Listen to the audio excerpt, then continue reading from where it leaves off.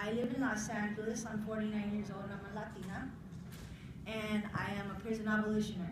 I would like to see the prison system totally dismantled. And today what we're going to do is me and my director, we will be tagging back and forth at the time that we have. So I also want to thank you for being here at our panel. And I also want to thank the Black Wellness Foundation, sorry about that, Foundation for having us. This is an amazing opportunity for us, and I'm also very excited because one of my cellmates is now present here right now in this room that just did life, so it's like so exciting to see her. She's free and she just got out, so it was a plus bonus for her. Sharon, stand up, Sharon. Stand up. Tiffany and Sharon. Yes, Sharon and Tiffany both had life sentences. I was her cellmate, and we're both now free. Both. That was my bunkie. Tiffany was my bunkie. Yes, sorry, Tiff. Okay, so I'll pass it on to my director. I'm not her director. I'm just her friend. Oh, these things aren't even on. Can you guys hear me? Are they on? They're not even on. Can you hear me now? No? You get really close Wait, to it. oh, here we go. This thing's on. Okay, hi. My name is Misty again, as she said, and I served 10 years in Central California Women's Facility. And I got involved with Justice Now at the very beginning of my time. I met some wonderful people who have passed on. Some of the people in this room, Chopper, Juju, I know people in here know them. Kind of pulled me up and was like, this place isn't for you, and being young and stupid, that was offensive because what do you mean I'm not hard enough for prison? Not realizing this place is not for anybody. To that, I'm HIV positive. I've been HIV positive for 20 years now. When I was 18, I was infected by my husband. So at that time, anybody that understands HIV and medications and stuff, way back then, the medications were worse than the virus. And I was really, really sick, and nobody could tell me why. So Juju and Chopper were like, this is not how you live, this is how you get educated. Picked me up, slapped me up, dusted me off, gave me some education, gave me some power. And then introduced me to Justice Now, which at that time were these two crazy lawyers that were like, what would a world without prisons look like? And I'm sitting in a prison with 10 years ahead of me going, what the fuck are you talking about? So anyway, they introduced me to Justice Now, and what Justice Now does is Justice Now comes in and provides direct service to women. First of all, was how I met them, which was just to go through my medical records and say, look, these meds are toxic. Let's learn how to deal with it. So for me, it was a simple answer. That's not always the case. That's not the case for a lot of people inside. So we do direct service work to alleviate the immediate stresses on people inside, the immediate medical stresses, the immediate family stressors. So we do compassionate release cases for people so that they can go home and die with dignity, medical release cases for people so that they can go home if they're so incapacitated. Why are we wasting state money to have them somewhere when they can't do anything to anybody anyway, even if they so desire? We also do notary, which is a very simple thing, but for anybody who knows people in prison, who's been affected by prison, and if you're a mother in prison, you have to have a notarized sheet of paper that says you can see your own children. Now, if you don't have access to money, and most people that go to prison come from impoverished communities, so if you don't have money on your books, you can't get a notary from the prison to see your children. So Justice Now provides the service for free. We actually had to have a policy fight to continue to do that because the prison didn't like that we were providing free services so that people could continue to see their children and their families. We also do human rights documentation. Human rights documentation kind of springs out of the direct service work that we do. We recognize things that are happening.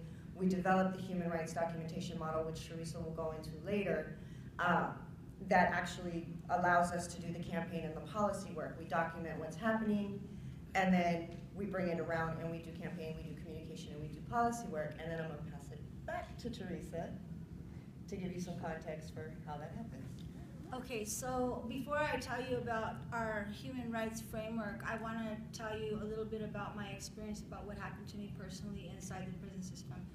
I came from a life of, I was an active gang member in and out of juvenile hall. I started prostitution at the age 13.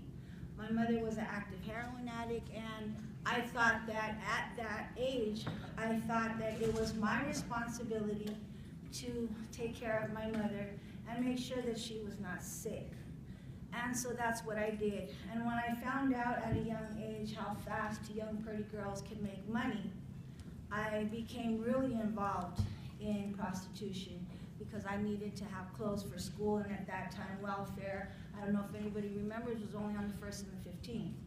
And so you weren't paid much money, and I had actually been tired of being raised on Kmart and thrift stores. So I had a very fast teenage life behind the prostitution and having inside tattoos, inside YA and inside prison with unclean needles, shooting heroin inside abandoned houses with dirty needles, dirty water, dirty cans.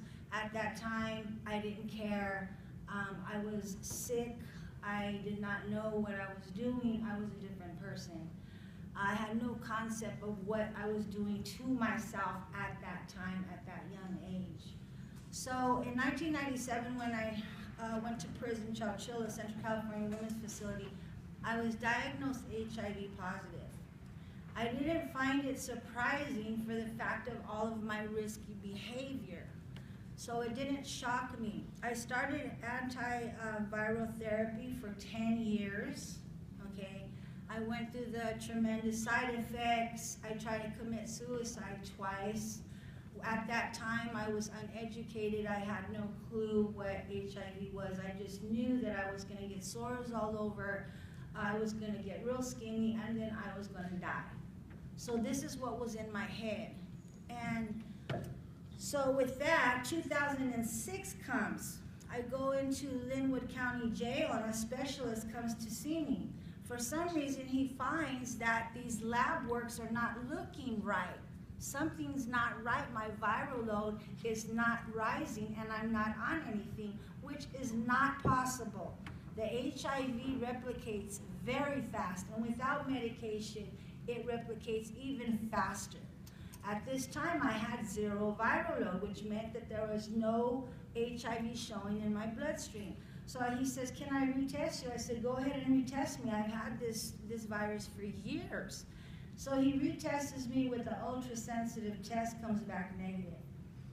I'm still in disbelief. There's no way. Test it again, send it to another lab, do something, but I know this is not true. Do it again. So they test me with what's called a Western blot test, which is 99% accurate.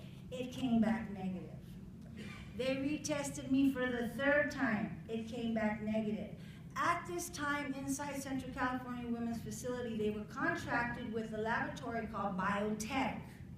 Now, of course, we know that the prison system does anything to make money and save money.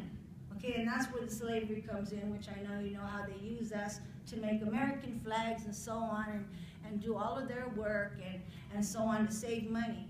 So with this laboratory, Biotech, they were giving false diagnoses back to the prison so that they could make money. Because of course, if you give a prison a negative result, there's no reason to keep seeing these patients, right? So a lot of these women were coming up with lupus, HIV, Hep C, all kinds of different diseases, and they didn't have it. Well, I'm so sorry. I just have to confirm. So you didn't have it.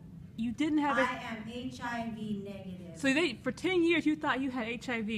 I just want to confirm that so everybody can understand, because that's so unbelievable to hear that. It ain't unbelievable. Yes. I mean, I'm saying to other people. I mean, So- people, you know. And this is the reason why the prison system needs to be dismantled. We need to expose what they're doing, especially to African American women and Latinas. We are targeted and we are impacted by mass mobilization. We need to stick together and fight and go up to Sacramento, because these are the things that are happening. Sterilization. African American women are the highest rated for being sterilized. This means the prison is in control, is practicing silent eugenics by being able to control who gets to reproduce. And this is something you would think you would hear back in 1950 when Aboriginals were being taken from their villages. But it's happening right here in America, in the United States.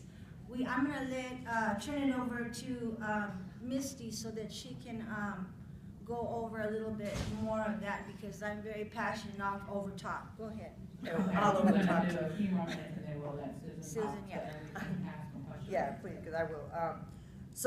So imagine Theresa's not the only one that's had a misdiagnosis, and HIV is not the only misdiagnosis given out. In terms of sterilizations, of course, there's tubal ligations. That's the ones we know about. That's the ones that's been in the news. That's the one they did a state audit about. And MP Chronicle presents The Black Girl Show, 7 p.m. Pacific Time, 10 p.m. Eastern Time on LA Talk Live.